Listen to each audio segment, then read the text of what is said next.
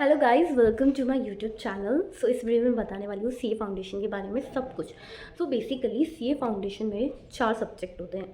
पहला सब्जेक्ट है अपना अकाउंटेंसी, सेकंड आता है law, third is mathematics and fourth and business economics. So passing criteria क्या रहता है फाउंडेशन में? सो बेसिकली आपको हर एक सब्जेक्ट में मिनिमम 40 मार्क्स तो लाने ही होते हैं और एग्रीगेट आपका 50% होना चाहिए। सो बेसिकली 400 मार्क्स का पूरा फाउंडेशन होता है, उसमें से आपको बेसिक 200 लाओगे तभी आप पास होगे और minimum 40 marks in each subject in aggregate 50।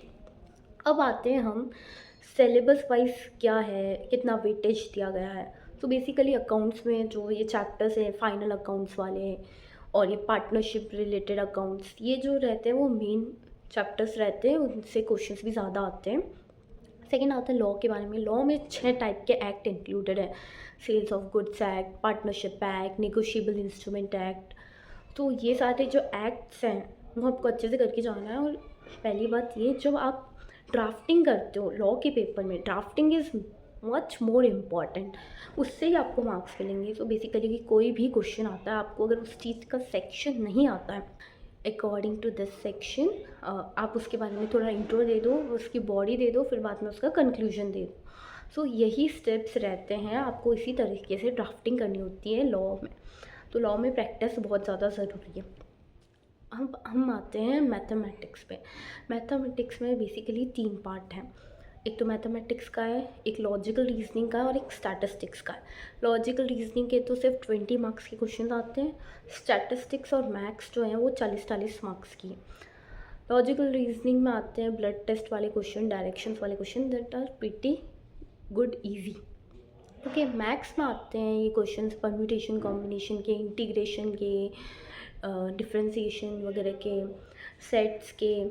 तो ये थोड़े ट्रिकी क्वेश्चन होते हैं। और स्टैट्स में आ जाते हैं अपने मीन मोड, डेविएशन वाले, डिस्पर्शन वाले questions, frequency of distribution, probability वाले questions. So they are bit difficult. और मैथ्स वैसे डिफ़िकल्टी होती है जो जिनके कॉमर्स मैथ्स थी या साइंस में विथ मैथ्स थी, तो उनके लिए पर्टिकुलरली ईजी रह जाता है, लेकिन आप कर सकते हैं मैथ्स को ईजीली कवर। फिर हम बात करते हैं फोर्थ पेपर की तरफ, जो है बिजनेस इकोनॉमिक्स का। उसमें आते हैं हमारे theory of demand and supply के questions, how to calculate GDP, macroeconomics, इन सब के क्वेश्चन ज़्यादा आते हैं उसमें। बेसिकली उन पे अपन को ज़्यादा फोकस करना है। उसमें प्रैक्टिकल पार्ट जो है उसमें आपको फोकस करना है। तो यूट्यूब पे कौन कौन से बेस्ट टीचर रहेंगे, अगर आप खुद से सेल्फ स्टडी करना चाहें तो बेस्ट टीचर कौन से रहेंगे? सो बेसिकली जो अकाउंटेंसी के लिए सीए चंदन पोदार सर है, ग्रूमिंग एजुकेशन उनका चैनल है, उनकी वीडियोस मैंने फाउंडेशन और इंटर दोनों में रेफ़र किए हैं। Is the best teacher for accountancy. And Rajat Arora sir की का भी एक चैनल है, आप उनकी भी वीडियोस रेफ़र कर सकते हो। इज़ द बेस्ट, उनकी मैंने 12th के टाइम देखी थी अकाउंटेंसी की वीडियो। नो डाउट लॉ के लिए जेश Bhandari sir is the best. Advocate Jaish Bhandari sir, उनसे मैंने कोचिंग लिया था, तो वो बहुत ही बढ़िया पढ़ाते हैं और उनकी कॉन्सेप्ट क्लैरिटी बहुत अच्छी समझाने की। तो बेसिकली लॉ में वही पास हो सकता है जो बंदा रोज़ रिवीजन कर रहा है, राइटिंग प्रैक्टिस कर रहा है, इज़ अ मस्ट। फिर हम बात करते हैं मैथमेटिक्स के बारे में।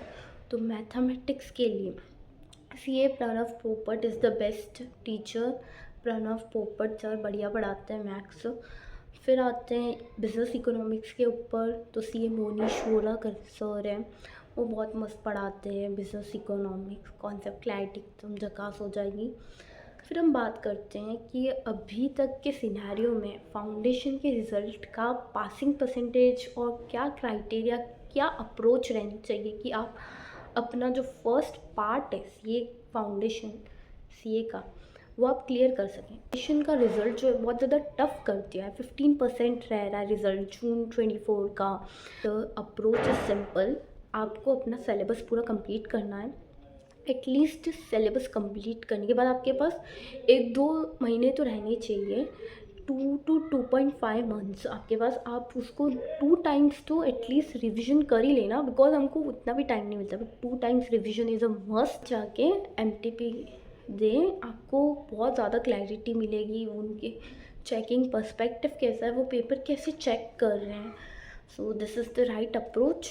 I hope you enjoy the video. और कोई भी डाउट हो तो आप मुझे इससे कनेक्ट कर सकते हैं. You can follow my LinkedIn ID too. Hope you do well. All the best for your exam, and like, share and subscribe to my YouTube channel. Bye.